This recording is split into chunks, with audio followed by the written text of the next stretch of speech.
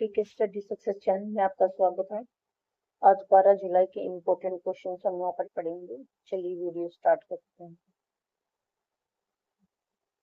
ये topic SSC railway के exam के पॉइंट ऑफ व्यू से इम्पोर्टेंट है। Medium altitude long insurance drone.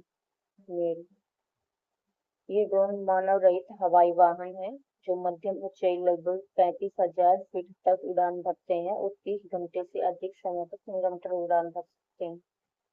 इनका उपयोग खुफिया निगरानी, टोही, सीमित लड़ाकू अभियानों के लिए किया जाता है।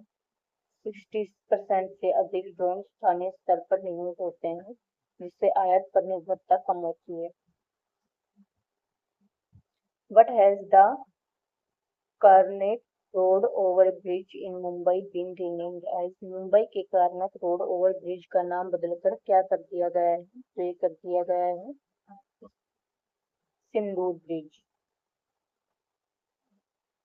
दक्षिण मुंबई में पुनर्निर्मित कार्निक रोड ओवर ब्रिज का नाम बदलकर सिंदूर ब्रिज कर दिया गया है। ये महाराष्ट्र के मुख्यमंत्री देवेंद्र फडणवीस ने 10 जुलाई 2025 को नवदिल्ली में सिंदूर पुल का उद्घाटन किया। इस बदलाव का उद्देश्य ब्रिटिश सरकार के इस दौर की यादों को मिटाना है।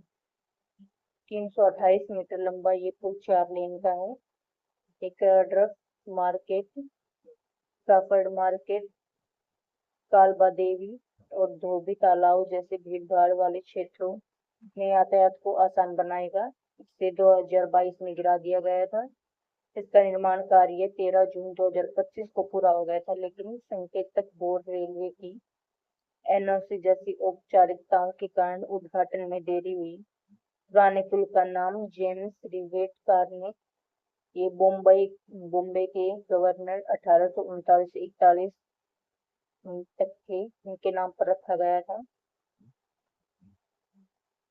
Which state government declared Ganesh उत्सव एज ए स्टेट फेस्टिवल? किस राज्य सरकार ने गणेश उत्सव को राष्ट्र उत्सव घोषित किया है? तो ये किया है महाराष्ट्र ने। महाराष्ट्र सरकार ने सार्वजनिक गणेश उत्सव को आधिकारिक राज्य उत्सव घोषित कर दिया गया है। राज्य के सांस्कृतिक कार्य मंत्री और आशीष सेलोर ने सार्वजनिक गणेश उत्सव को राज्य उत्सव का दर्जा देने की घोषणा की है। इसका मतलब है कि महाराष्ट्र सरकार प्रदेश भर में शहरों और गांव में होने वाले बड़े गणेश उत्सव आयोजन का खर्च वहन करेगी। स्वतंत्रता सेनानी लोकमान्य तिलक ने 1893 में सार्वजनिक गणेश उत्सव की शुरुआत की थी। उनका उद्देश्य था कि ब्रिटिश शासन के दौरान लोगों को एकजुट किया जाए और आजादी व राष्ट्रवाद की भावना को जागृत किया जाए। Which state won the National Award for Battery Manufacturing? किस राज्य ने बैटरी निर्माण के लिए राष्ट्रीय पुरस्कार जीता? तो ये जीता है तेलंगाना ने।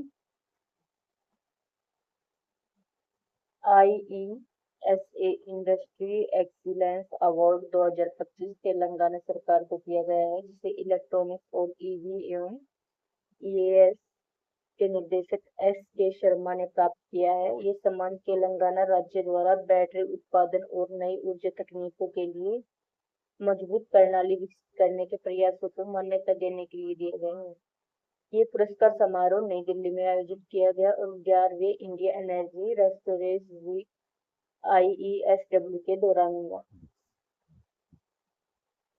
ये टॉपिक भी एसएससी रेलवे के एग्जाम पॉइंट व्यू से इम्पोर्टेंट है।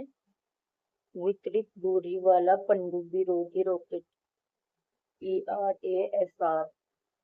विस्तारित दूरी वाला पनडुब्बी रोधी रॉकेट एक अत्यंत अंतर्देशीय हथियार प्रणाली है, जिसे DRDO द्वारा शत्रु पनडुब्बियों को निशाना बनाने के लिए स्वदेशी रूप से विकसित किया गया है।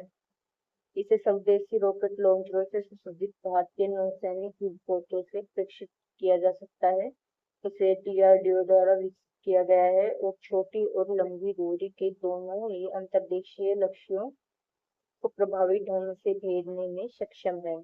इसे पूर्णतः भारत में डिजाइन किया गया है।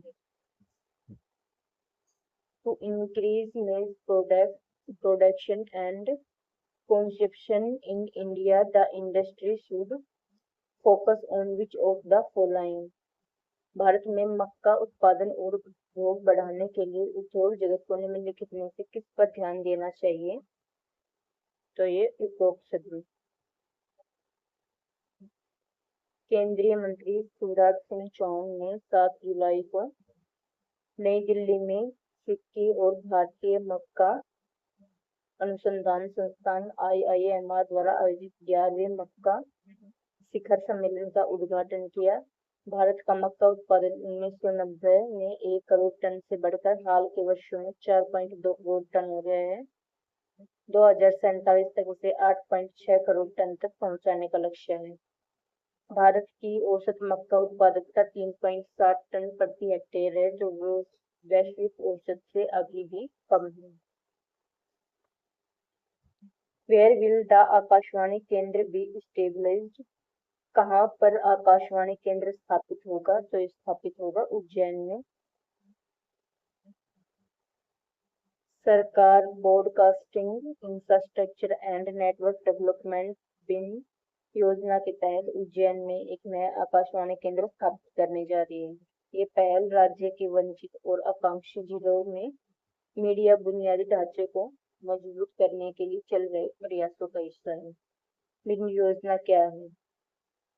तो ये broadcasting infrastructure and network development योजना केंद्रीय सूचना और प्रसारण मंत्रालय की प्रमुख पहल है। इसका उद्देश्य है देश भर में आकाशवाणी और दूरदर्शन जैसे सार्वजनिक प्रसारण माध्यमों की आधारभूत संरचना को आधुनिक बनाना।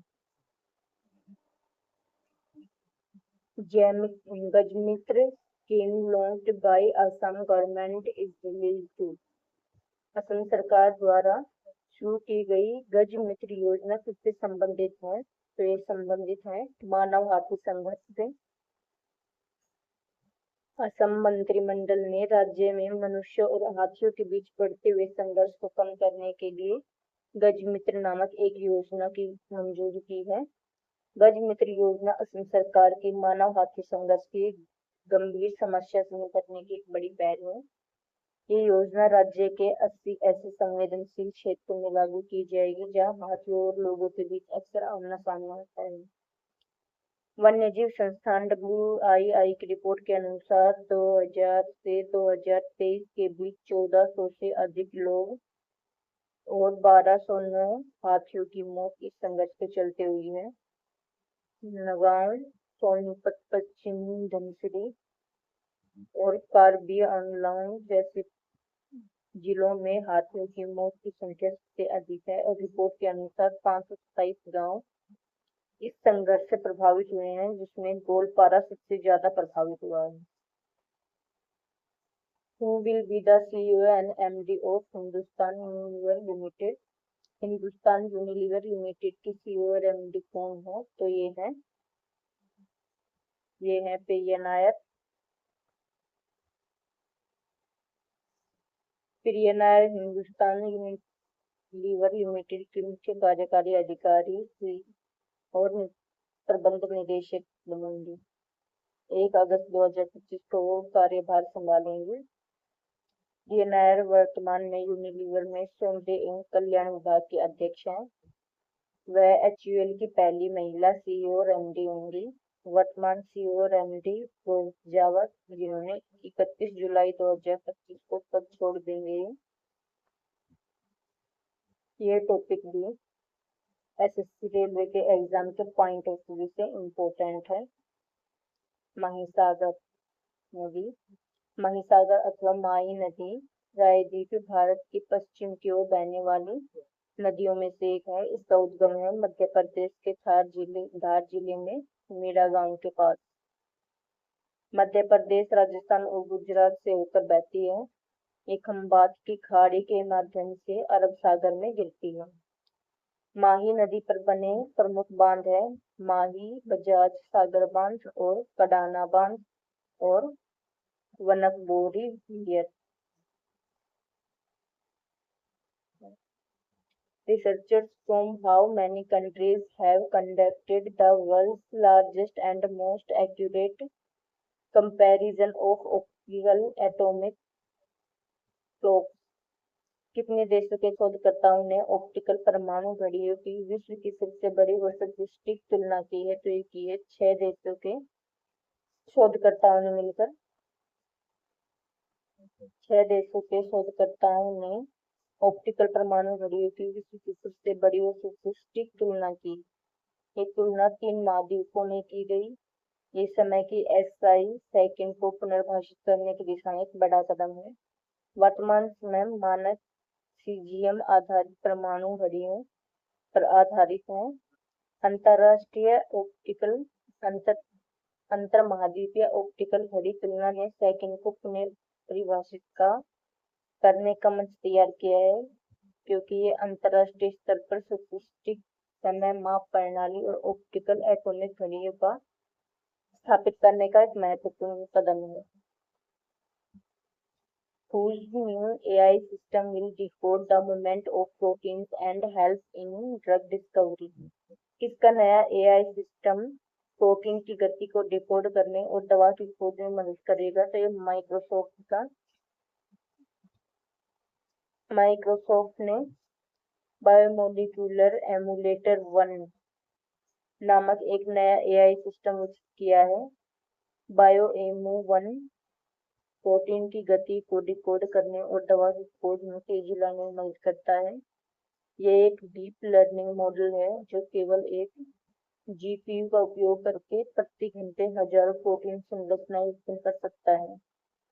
प्रोटीन जैविक प्रक्रिया के लिए एक महत्वपूर्ण है, जिसमें मनुष्य और अन्य जीवों के मांसपेशियों का निर्माण और रोग सुरक्षा शामिल है।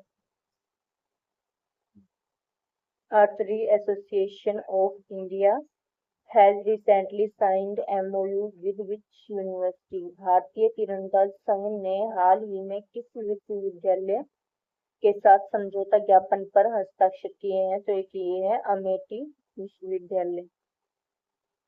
भारत तीरंदाज संघ ने अमेठी विश्वविद्यालय के साथ समझौता ज्ञापन पर हस्ताक्षर किए हैं। इसका उद्देश्य है तीरंदाजों को प्रमाण पत्र, कार्यक्रम और छात्रवृत्ति प्रदान करना, जिससे उन्हें अपने खेल कैरियर से समझौता किए बिना उच्च शिक्षा प्राप्त करने में सहायता मिल सके। विश्वविद्यालय चैंप्स के बैनर तले 3 सत्रों पर वित्तीय सहायता के साथ खेल छात्रवृत्ति भी प्रदान करेगा। The government launch the first incentive scheme for. सरकार ने किसके लिए पहली प्रोत्साहन योजना शुरू की है? तो ये की है ई ट्रकों के लिए। भारतीय उद्योग मंत्री एचडी कुमारस्वामी के प्रधानमंत्री ई ड्राइव योजना के अंतर्गत इलेक्ट्रिक ट्रकों को प्रोत्साहित करने के लिए एक योजना शुरू की है। ये पहली बार है जब भारत सरकार स्वच्छ और टिकाऊ माल ढुलाई को बढ़ावा देने के लिए इलेक्ट्रिक ट्रकों को समर्थन दे रही है। दिल्ली में लगभग 1100 ई ट्रकों के लिए 100 करोड़ के परिव्यय के साथ एक समर्पित प्रावधान आरक्षित है। ये टॉपिक यूपीएससी के पॉइंट ऑफ व्यू से इम्पोर्टेंट है। कैट ब्रांड प्राकृतिक आपदा के लिए कैसी योजना बना सकते हैं? चलिए पढ़ते हैं इसको। हाल ही में विशेषज्ञों ने भारत को आपदा जोखिम और आपदा पश्चात पुनर्निर्माण लागतों के प्रबंधन हेतु एक वित्तीय साधन के रूप में आपदा बॉन्ड पर विचार करने की वकालत की है।